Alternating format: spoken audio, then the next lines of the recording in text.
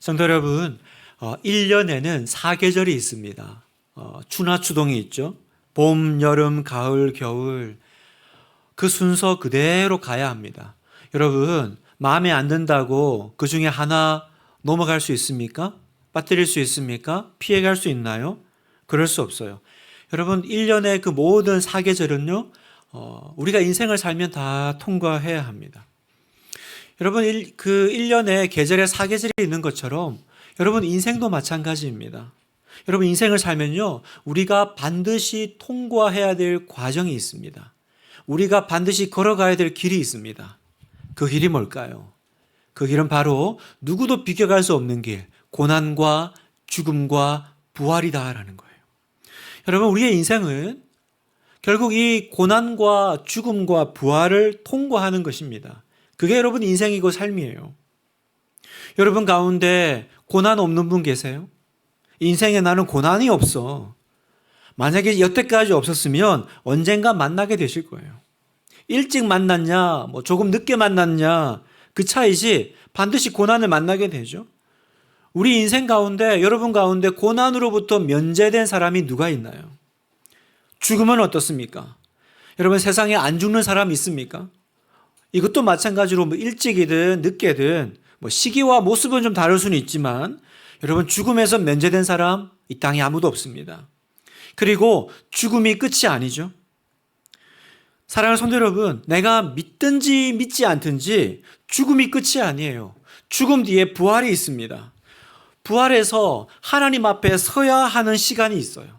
여러분 이것도 우리가 아무도 피할 수 없습니다. 반드시 죽음 뒤에 하나님 앞에 서야 되고 하나님 만나야 됩니다. 다만 차이가 있다면 우리는 믿음을 가지고 영광의 생명의 부활로 나아가는 것뿐이고 불신자는 믿음 없이 살다가 믿음 없이 죽어서 심판의 부활로 나아가는 그 차이뿐이죠. 여러분 우리가 지난주까지 이제 마태복음 16장을 살펴봤는데요. 마태복음 16장에는요. 제자들의 큰 혼란이 찾아오는 것을 봅니다. 왜냐하면 예수님께서 고난과 죽음과 부활에 대한 이야기를 하시기 때문이에요. 자, 16장 21절에 보면 이때로부터 예수 그리스도께서 자기가 예루살렘에 올라가 장로들과 대제사장들과 서기관들에게 많은 고난을 받고 죽임을 당하고 제3일에 살아나야 할 것을 제자들에게 비로소 나타내시니. 여기 보면 고난, 죽음, 부활, 예수님도 똑같으시죠?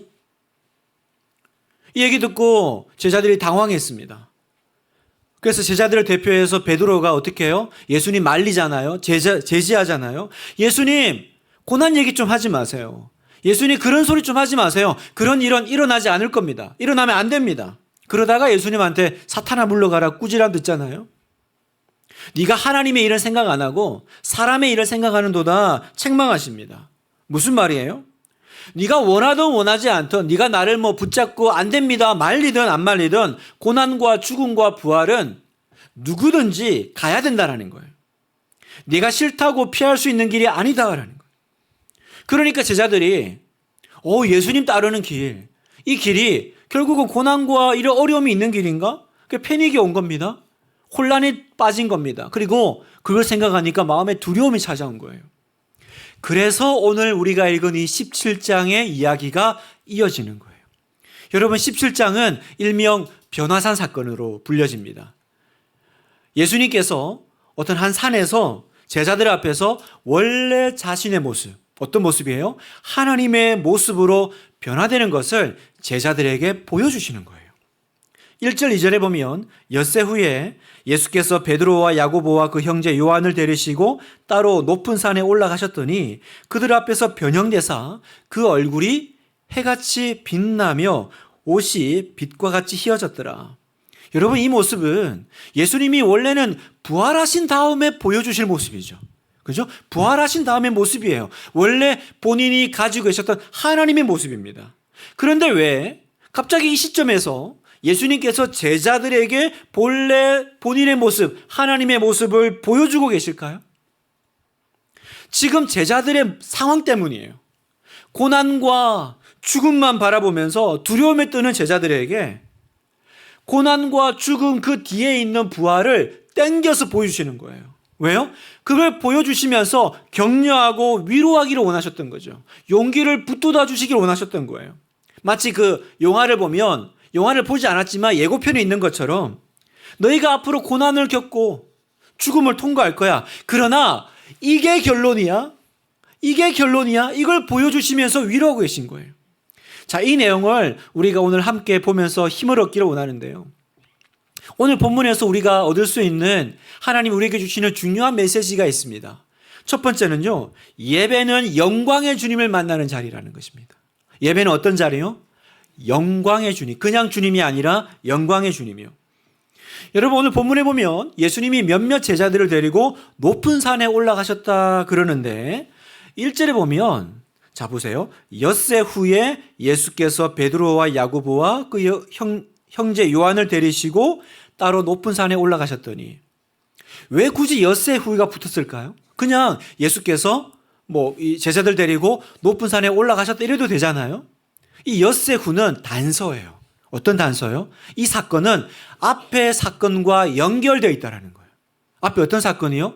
예수님 안 됩니다. 고난 당하시면 안 됩니다. 그 사건이 지나고 엿새 후인 거죠. 이 얘기는 뭐냐면 여전히 한 일주일이 지났는데 제자들은 패닉 상태에서 벗어나지 못하는 거예요. 이 고난 십자가 생각하니까 두려움과 공포에 떨고 있는 거예요. 이게 바로 엿새 후라는 의미입니다. 그래서 예수님께서 이걸 해결하셔야 되는 거예요. 그냥 놔두면 안 되겠는 거죠. 그래서 높은 산에 올라가셨다라고 합니다. 성경에는 그 높은 산이 어딘지는 안 나와요. 그래서 학자들은 두 산을 보통 얘기합니다. 첫 번째 헤르몬산입니다. 혹은 헐몬산, 헤르몬산. 그 이스라엘 지도를 보면 한번 찾아보세요. 우리나라 지도하고 비슷하게 생겼어요. 약간 이렇게 길쭉한 세로로 생겼거든요. 예수님의 그 베드로 고백을 들었던 가이사랴 빌립보는요, 북쪽 끝에 있어요. 그런데 그 끝 바로 옆에 헬몬산이 있습니다. 그 만년설이 있는, 그래서 이스라엘에서 가장 높은 산이거든요. 그래서 보통 학자들이 높은 산에 올랐다 그러니까 헤르몬산이 아니겠냐라고 하기도 하고, 혹은 또 다불산을 보기도 합니다. 왜냐하면 다불산이 좀 밑에 갈릴리 호수 밑에 있거든요. 엿새 후니까 아마 엿새 동안 걸어서 움직일 산이면 아마 다불산이 되지 않겠냐. 그래서 의견이 분분해요. 그래서 이스라엘 성지순례를 가면 그 변화산 기념교회는 다불산 위에 있다고 해요. 근데 중요한 건 그게 아니고, 중요한 건 뭐예요? 그 산이 어떤 산이든 그 산에서 예수님께서 자신의 원래 모습을 보여주셨다라는 거예요. 2절을 다시 보면 그들 앞에서 변형되사 그 얼굴이 해같이 빛나며 옷이 빛과 같이 희어졌더라. 변형되셨대요. 여러분, 제자들은 그동안 예수님하고 함께 다니고 동행하면서 참 여러 가지 놀라운 거 많이 경험했죠. 초자연적인 사건들 많이 봤습니다. 병든 자 고치시고, 맹인이 눈을 뜨고, 못 걷는 자가 걷고, 또 오병이어로 5,000명 먹이고, 그런 사건들 많이 봤습니다. 그런데 지금 이 사건은요, 자기들이 지금까지 봤던 거하고는 정말 비교되지 않는 예수님이 정말 신비 중에 신비를 보여주고 계신 거예요. 어떤 신비요? 예수님의 하나님 되시는 모습을 진짜로 보여주고 계신 거예요. 여러분, 우리가 성경을 보면요, 예수님은 두 가지 얼굴이 있어요. 예수님은 두 가지 얼굴을 가지고 계십니다. 첫 번째 얼굴은요, 그동안 제자들이 봐왔던 얼굴입니다. 어떤 얼굴입니까? 인간적인 얼굴이죠. 베들레헴에서 태어나시고 나사렛에서 자라시고, 그러니까 12 제자들 또 예수님이 따르던 무리들이 항상 직접 봤던 그 얼굴이에요. 언제나 미소가 가득하시고 사랑이 넘치시고 연약한 자들을 향한 그 고통과 슬픔을 느끼시는 여러분과 저와 똑같은 얼굴이에요. 그래서 우리가 보통 예수님 그러면 어떤 그림이나 성화에서 보는 그 그림이 있잖아요. 그 얼굴이 바로 첫 번째 얼굴이에요. 여러분, 우리가 어떻게 예수님의 이 첫 번째 얼굴을 만나게 됐습니까? 바로 예수님이, 그 하나님이셨던 예수님이 인간의 몸으로 우리 가운데 오셨기 때문에 우리가 그 얼굴을 만날 수 있는 거죠. 빌립보서 2장 6절에서 8절을 같이 한번 읽어보겠습니다. 시작. 그는 근본 하나님의 본체시나 하나님과 동등됨을 취할 것으로 여기지 아니하시고 오히려 자기를 비워 종의 형체를 가지사 사람들과 같이 되셨고 사람의 모양으로 나타나사 자기를 낮추시고 죽기까지 복종하셨으니 곧 십자가에 죽으심이라. 예수님은 본래 하나님의 본체, 이 말은 뭐냐면 예수님은 원래 하나님이셨는데, 그런데 우리가 어떻게 이 하나님이셨던 예수님의 만나고 예수님의 얼굴을 보게 되었죠? 그분이 인간의 사람들과 같이 되셨고 사람의 모양으로, 그러니까 우리와 같은 모양으로 우리에게 찾아오셨기 때문에, 그 찾아오신 주님은 가늠하다 현장에 잡혔던 그 가련한 여인을 따뜻한 사랑의 눈빛으로 바라봐 주셨던 그 얼굴, 자존감 무너져가지고 뽕나무 위에 올라가서 예수님 찾던 그 삭개오를 향해서 환하게 웃으시면서 삭개오야 내려오라고 부르셨던 그 밝은 예수님의 얼굴, 허리에 수건을 두르시고 제자들의 그 더러운 발에 직접 손을 대시고 닦아주셨던 그 땀 흘리시던 예수님의 얼굴이요. 겟세마네 동산에서 십자가 그 사건 이전에 땀이 피가 되도록 우리처럼 기도하셨던 예수님, 그리고 마지막 드디어 십자가에서 나를 위해 죽으셨던, 피 흘리고 고난당하셨던 예수님의 얼굴, 그 예수님 우리가 어떻게 보게 됐습니까? 그분이 인간의 몸으로 우리 가운데 오셨기 때문이라는 거예요.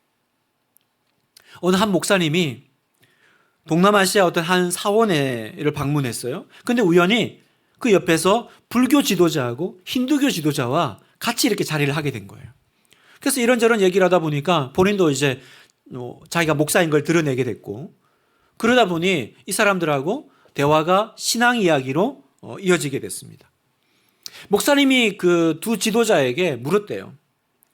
제가 두 분의 말씀을 들어보니까 하나님, 여러분은 신이라고 부르는 그분은 산꼭대기에 계시고 우리는 모두 그 아래에 서 있는 것 같네요. 저는 이쪽 길로 산을 오르고 여러분은 각자 다른 길로 오르더라도 결국 같은 꼭대기에 도착한다, 그 말씀인 거죠.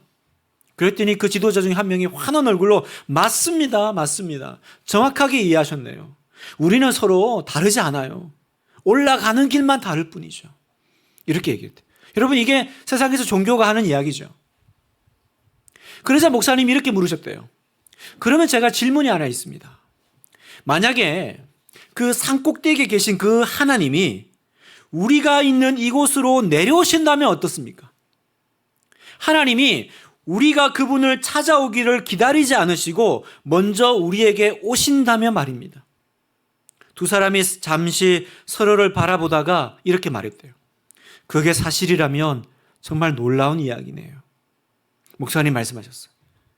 그렇다면 두 분은 우리 다 똑같습니다, 다르지 않습니다 라고 했지만 우리 신앙의 근본적인 차이가 바로 여기에 있네요. 하나님이 우리와 함께 하시기 위해서 이 땅에 오셨습니다. 그분이 바로 예수님입니다. 이렇게 말씀하셨다는 거예요. 성도 여러분, 그렇죠. 하나님이 저 산꼭대기에 앉아서 언제 저 인간들이 나를 찾아오나 그거 기다리고 있는 것이 아니라 하나님이 나를 찾아오셨다라는 이야기, 이 땅에 하나님이 사람의 모습으로 오셨다라는 이야기, 여러분 그 이야기가 바로 기독교예요. 여러분 그 이야기가 성경의 이야기고 복음이에요. 여러분 이 이야기는요 기독교에만 있는 이야기죠. 여러분 세상 어떤 종교에 신이 인간을 구원하고 찾아 이 땅에 왔다라는 얘기가 있습니까? 어떤 신이 인간의 죄를 위해서 사람이 되어서 대신 죽는다는 얘기가 있습니까? 여러분 이 복음의 이야기는요 기독교에만 있는 거예요. 그래서 우리가 이 12월 달에 성탄절이 있는데, 성탄절은 어떤 날이에요? 저 산꼭대기에 계신 하늘 영광 계신 하나님이 아니라 하늘 영광 버리고 우리 곁으로, 우리 삶 가운데로 하나님이 오신 날이 바로 성탄절이라는 거예요. 왜요? 나와 함께하기 위해서, 나를 만나기 위해서. 그래서 우리는 그 예수님을 만나고 영접하고 사랑하는 거예요. 우리는 그 예수님의 그 얼굴을 사랑하는 겁니다. 그런데 여러분, 예수님에게는 이 얼굴만 있는 게 아니에요. 또 다른 얼굴이 하나 더 있습니다. 누가복음에는 이 변화사 사건이 똑같이 기록되어 있는데 거기에는 또 이렇게 기록되어 있어요. 누가복음 9장 29절에 기도하실 때에 용모가 변화되고 그 옷이 휘어져 광채가 나더라. 예수님의 얼굴이 용모가 바뀌었다라는 거예요. 여러분, 여기서 변화되다, 변형되다 이 말은 외관상의 변화를 말하는 게 아니에요. 이건 본질적인 변화를 뜻하는 단어입니다. 인간의 몸으로 오신 예수님이 어떤 다른 형태로 본질적으로 변하셨다라는 거예요. 본질적으로 어떤 형태로 변하셨다라는 걸까요? 원래의 모습, 바로 하나님의 모습으로 돌아가셨다라는 거예요. 그는 근본 하나님의 본체시나 예수님은 본질적으로 하나님이십니다. 지금 그 모습으로 돌아가신 거예요. 인간이 되기 이전의 모습, 하나님으로서의 예수님으로 돌아가셨어요. 그 모습은 어떨까? 오늘 성경에는 그냥 광채가 나고 휘어졌다 이렇게 기록합니다. 그런데 여러분, 이 예수님의 변화사 사건은요, 예수님의 이야기가 마태, 마가, 누가, 요한, 이제 공간복음이라고 하는데 이 네 복음서에 마태, 마가, 누가에만 기록되어 있어요. 요한복음에는 빠져 있거든요. 그러면 우리 질문이 이거죠. 왜 요한은 이 중요한 변화사 이야기를 기록하지 않았을까? 요한은 어디서 얘기하냐면 사도 요한은 밤모섬에 유배되어 있을 때 요한계시록에서 얘기합니다. 요한계시록을 보면 다른 제자들은 예수님의 그 환하게 빛나는 하나님의 모습을 이 정도로 표현했는데 요한은요 더 선명하게 기록해요. 그런데 여러분, 더 선명하게 기록해도 여러분 아셔야 될 거는 이건 그 시대 사람이 자기가 할 수 있는 최고의 표현을 한 거예요. 그냥 우리가 지금 영상을 보고 있는 게 아니라 그 사람의 눈을 빌어서 보고 있다는 걸 감안하고 원래 예수님의 모습이 어떤 모습이냐 이걸 한번 보기를 원해요. 그게 바로 요한계시록 1장 13절에서 16절까지입니다. 제가 읽겠습니다. 촛대 사이에 인자 같은 이가, 예수님이시죠? 발에 끌리는 옷을 입고 가슴에 금띠를 띠고 그의 머리와 털의 희기가 흰 양털 같고 눈 같으며 그의 눈은 불꽃 같고 그의 발은 풀무불에 단련한 빛난 주석 같고 그의 음성은 많은 물소리와 같으며 그의 오른손에 7별이 있고 그의 입에서 좌우에 날선 검이 나오고 그 얼굴은 해가 힘있게 비치는 것 같더라. 여러분, 이게 사도 요한이 만났던 예수님의, 하나님의 예수님의 모습이에요. 바로 승천하신 예수 그리스도, 다시 오실 예수 그리스도, 유대인의 모습을 하지 않은 예수님, 하나님이신 예수님이죠. 바로 천상의 예수 그리스도의 모습이에요. 이 모습을 지금 베드로와 야고보와 요한이 보고 있는 거예요. 어떻게 됐을까요? 사도 요한도 밤모섬에서 예수님을 봤을 때도 그렇고요. 그 예수님의 영광에 압도되어서 쓰러져요. 요한계시록 1장 17절 보면 내가 볼 때에 그 발 앞에 엎드려져 죽은 자 같이 되매. 너무 영광스러운 주님을 맞닥뜨리면요, 두려움에 그 경외감에 떨지 않을 수가 없는 거예요. 그 영광에 압도되어서 성경에 보니까 죽은 자 같이 되었다. 오늘 마태복음에도 보면 제자들이 어떻게 됐습니까? 6절에 보면 제자들이 듣고 엎드려 심히 두려워하니. 지금 무슨 말씀을 여러분에게 지금 전하고 있습니까? 사랑하는 분당 하나교회 성도 여러분, 우리는 이 놀라운 영광의 예수 그리스도를 마음속에 그릴 수 있어야 돼요. 우리는 베들레헴에서 나시고 나사렛에서 자라신 예수님을 사랑합니다. 그 인간적이시고 사랑 넘치시고 병든 자 고치시고 나를 위해 십자가 죽으신 예수님을 사랑하고 그분을 우리는 알고 있습니다. 그러나 동시에 다시 오실 예수 그리스도, 천상의 예수 그리스도, 마치 여기 요한이 말한 것처럼 해가 힘있게 빛나는 것 같은 그 압도하는 영광과 어미의 예수님의 얼굴을 놓치지 말아야 해야 돼요. 내가 그 존귀한 분을 대면하고 있다는 걸 꼭 기억하셔야 돼요. 그 분을 만나는 자리, 제자들이 맞아, 이분이 바로 하나님이셨던 예수님이구나. 그 변화산에서 예수를 만났는데 오늘날 그 변화산이 어디입니까? 바로 우리가 예배드리는 이 자리라는 거예요. 사랑하는 여러분, 이 자리는 우리가 털레 그냥 와서 그냥 찬송하고 말씀 듣는 시간이 아니라 지금 제자들의 변화산 자리임을 믿습니다. 여러분 귀한 분 만나러 갈 때 어떻게 만나러 가세요? 어떤 마음으로 가세요? 가장 좋은 옷 입고 미리 가서 준비하고 있지 않아요? 어디 내가 뭐 학창 시절에 뭐 은사님이나 아니면 뭐 귀한 분 누굴까요? 만약 이곳에 대통령이 온다 그러면 그분보다 늦게 도착하실 분이 있습니까? 우리가 어떤 마음으로 그 자리를 참석하고 앉아 있을까요? 무슨 얘기냐면요. 여러분 우리가 십자가에서 나를 위해 고난당하시고 피 흘리시고 죽으신 예수님 생각하다 보니까 예수님을 되게 하찮게 여기는 분들이 있어요. 그분이 어떤 분이신지를 놓치는 거예요. 내가 어떤 하나님을 예배하고 있는데 그냥 십자가에서 돌아가시니까 그분이 되게 별스럽지 않은 예수님, 하나님으로 우리가 생각하고 있는 거예요. 사랑하는 성도 여러분, 예배에 늦지 마세요. 예수님이 여기 계십니다. 여러분 예배에 기대 없이 와서 앉아 계시지 마세요. 만왕의 왕이 여기 와서 앉아 계십니다.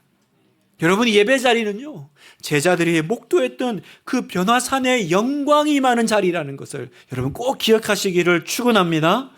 두 번째, 끝을 보고 담대하라는 거예요. 끝을 보고 담대하라는 거예요. 여러분 예수님이 하나님이신 건 알겠어요. 예수님이 원래 본인의 모습을 드러내시면 얼마나 영광스럽고 대단하신 줄 알겠어요. 그런데 여러분 생각해 보세요. 예수님이 변화하는 거하고 오늘을 살아가는 나하고 무슨 상관이 있죠?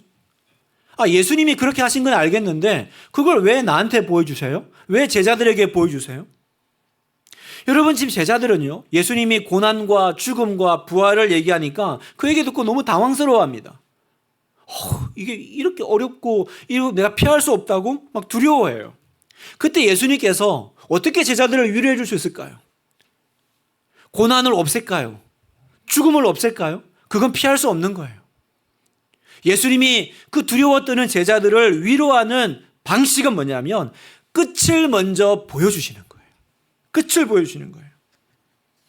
그래서 마태복음 16장 28절에도 보면 진실로 너에게 이르노니 여기 서 있는 사람 중에 죽기 전에 인자가 그 왕권을 가지고 오는 것을 볼 자들도 있느니라. 이 말씀이 우리 앞선 16장에 나왔는데 그때도 막 제자들이 패닉이 왔었잖아요. 베드로가 예수님 그러면 안 됩니다. 그때 예수님께서 이 말씀을 하신 거예요. 여러분 인자가 왕권을 가지고 오는 것을 죽기 전에 볼 자가 있다. 이 말을 예수님의 재림 때 말씀으로 적용하면요, 해석이 어려워져요. 왜냐하면 예수님 아직 오지 않았지만 제자들이 이미 죽었잖아요. 그러니까 이 말씀은 그 약속을 하시고 17장에 넘어와서 이 변화산 사건으로 해석하는 것이 가장 적절하죠. 볼 자들이 있다. 그리고는 몇몇 제자들을 데리고 올라가서 보여주신 거죠. 왜 보여주셨습니까? 여러분 왜 보여주셨어요? 바로 격려하고 용기를 주시려고. 예수 믿는 사람이라고 면제되는 거 없더라고요. 고난도 면제되지도 않고 죽음도 면제되지 않아요. 우리 다 가야 합니다. 그때 주님이 우리를 격려해 주시는 방법은 뭐냐? 마지막을 먼저 보여주시는 거예요. 뭐요? 끝을 가지고 해석하면 어떤 인생이 축복된 인생인지 알 수 있다는 거죠. 여러분 예수님의 제자 중에 형제들이 좀 있어요. 베드로와 안드레가 형제고 야고보와 요한이 형제예요. 자, 그런데 야고보와 요한은요, 운명이 좀 달라요. 나중에 이제 초대교회가 세워지고 나서 야고보는 그 교회의 첫 번째 순교자가 됩니다. 그러니까 일찍 세상을 떠난 거죠. 그에 반해서 동생 요한은 나중에 이제 밤모섬으로 이제 유배당하는 일까지 하면서 기록에 의하면 거의 90세까지 산 걸로 여겨집니다. 그러면 여러분 생각해 보세요. 똑같이 예수님의 제자고 예수님 믿었는데 야고보는 저주받은 인생이고 사도 요한은 복 있는 인생입니까? 그렇지 않아요, 여러분? 아무 차이가 없습니다. 왜 차이가 없어요? 끝을 보면 똑같으니까. 끝을 보면 똑같으니까. 여러분 끝이 뭡니까? 여러분 끝은 이 땅이 아닙니다. 여러분 내가 이 땅을 끝이라고 하니까 계속 모순이 생기는 거예요. 우리도 그렇잖아요. 누구는 똑같이 예수 믿는데 왜 저 사람은 인생이 잘 풀리지? 왜 저 인생은 어려움이 없는데 나는 왜 고난의 연속이지? 나는 왜 이렇게 힘든 시간을 통과하고 있지? 여러분 이 세상을 끝으로 보면요, 해석이 안 돼요. 모순이 생겨요. 주님 말씀 뭐예요? 그게 끝이 아니라는 거예요. 끝은 부활이요. 끝은 영광이요. 끝은 천국이라고 말씀하시는 거예요. 여러분 믿으십니까? 여러분 천국이 끝이라면 믿음으로 불에서 살아서 기적적으로 나오나 그리고 믿음으로 불에서 죽으나 어차피 똑같다라는 거예요. 똑같다라는 거예요. 여러분 성경에 제자들 중에 누가 몇 살 살았다 나옵니까? 제자들이 누가 또 부유했고 집이 몇 채였고 화장실이 몇 개 있는지 그거 나옵니까? 왜 안 나오죠? 중요한 거 아니니까. 중요한 게 아니니까. 끝이 그게 아니니까요. 사랑하는 성도 여러분, 계절의 추나추동 그거 못 바꿉니다. 피해갈 수 없는 것처럼 우리 인생의 고난, 죽음, 부활 누구나 다 겪어야 해요. 피할 수 없어요. 이걸 본문에서 다시 한번 강조하는 게 바로 모세와 엘리야와의 대화예요. 여러분 변호사에 보면 특이하게 모세와 엘리야가 등장합니다. 그리고 대화를 나눠요. 3절에 보면 그때에 모세와 엘리야가 예수와 더불어 말하는 것이 그들에게 보이거늘. 무슨 말 했을까요? 더불어 말하는 것이 보였는데 그 대화의 내용이 뭐였을까? 되게 궁금하지 않으세요? 근데 마태복음에는 안 나오는데 누가복음에는 구체적으로 나와요. 자, 누가복음 9장에 보면 문득 두 사람이 예수와 함께 말하니 이는 모세와 엘리야라. 영광 중에 나타나서 장차 예수께서 예루살렘에서 별세하실 것을 말할세. 무슨 대화 얘기했어요? 영광 이전에 고난을 겪고 십자가를 통과해야 됩니다. 이 이야기를 예수님이 모세와 엘리야하고 그 변호사에서 나누셨다라는 거예요. 여러분 이게 무슨 얘기예요? 그 대화의 내용을 저와 여러분이 아는 것이 무슨 유익이 있죠? 바로 이 얘기입니다. 예수님이 그 길을 가셨는데 우리가 어떻게 배제당할 수 있습니까? 우리가 어떻게 그 길을 안 갈 수가 있습니까? 나의 주님이 십자가의 길, 고난의 길 가셨는데 나는 어떻게 고난의 길을 안 갈 수가 있나요? 안 갈 수가 없다라는 거예요. 그러니 여러분 신앙의 길을요, 두려움 없애고 걱정 근심 없어지고 내가 원하는 것이 착착 이루어지고 이것을 그냥 신앙의 목표, 신앙의 길로 딱 설정해버리면요, 여러분 신앙의 길이 너무 폭이 좁아져요. 그리고 우리의 시선은요 온통 어디에 쏠려요? 이 현세, 이 땅에만 우리의 시선이 다 매이게 돼요.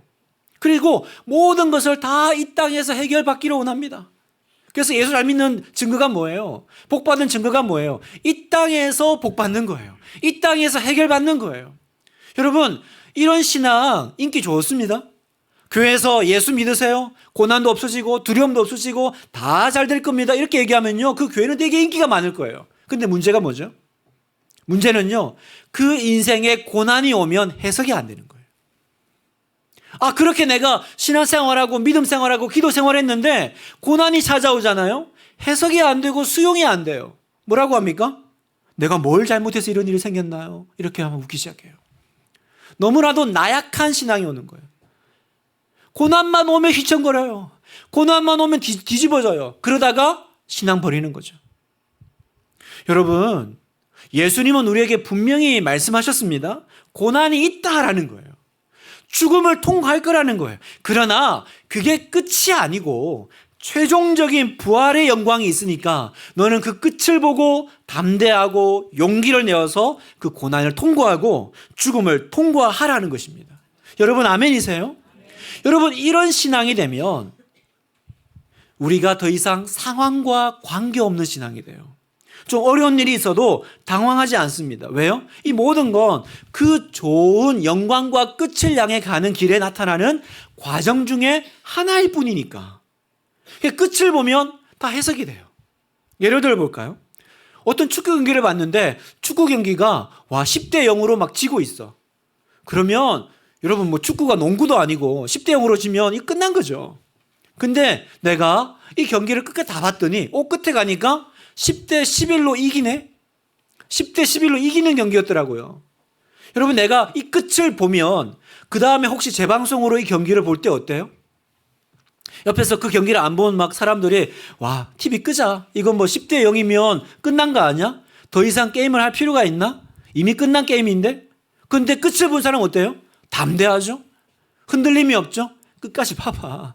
끝까지 봐봐. 그 누구도 그 경기를 포기하지 않아요. 내가 그 경기를 뛰는 선수라면 내가 이 경기가 10대 0으로 지고 있어도 11대 10으로 이긴다면 오히려 10대 0은 뭐예요?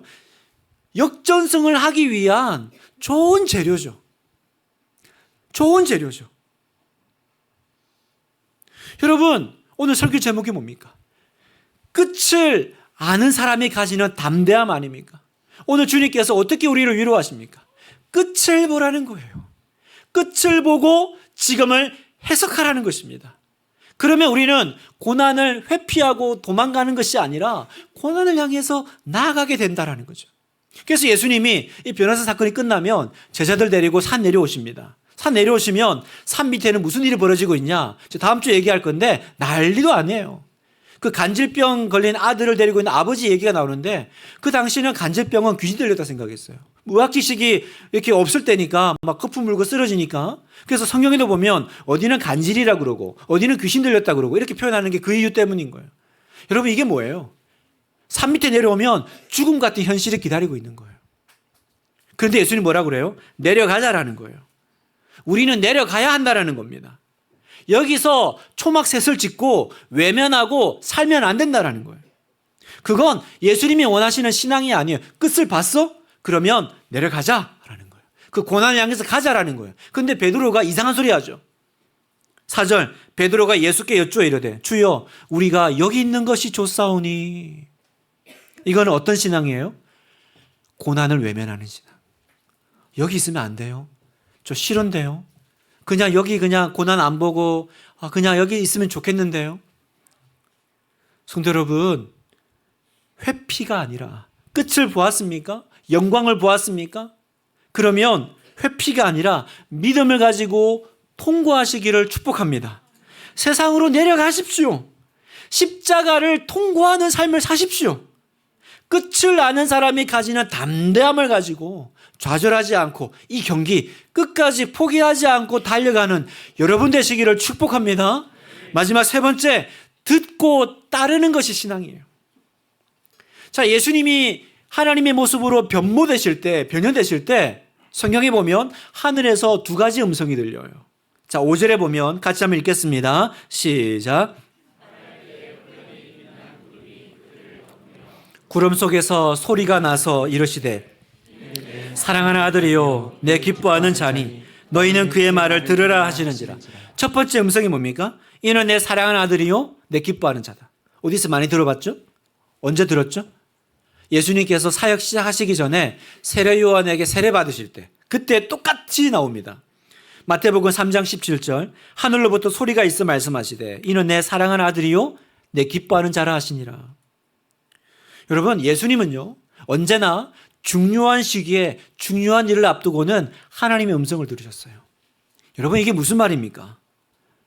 우리도 마찬가지로 중요한 일을 할 때는요 항상 하나님의 말씀으로 시작해야 된다는 거예요.